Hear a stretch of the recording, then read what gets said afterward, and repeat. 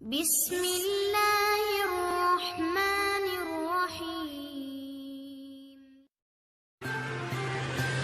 Science Model Exhibition in Government Graduate College for Women Jhelum।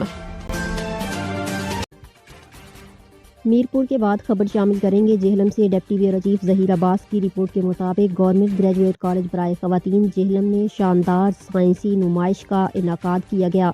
महदूद वसाइल के बावजूद तालिबात ने नुमाइश में बॉटनी, ज़ूलॉजी, केमिस्ट्री, फ़िज़िक्स और कंप्यूटर साइंस के शानदार मॉडल्स तैयार किए। डॉक्टर गजाला यास्मीन, प्रिंसिपल गवर्नमेंट कॉलेज बराए ख़वातीन जेहलम ने नुमाइश का इफ्तिताह किया।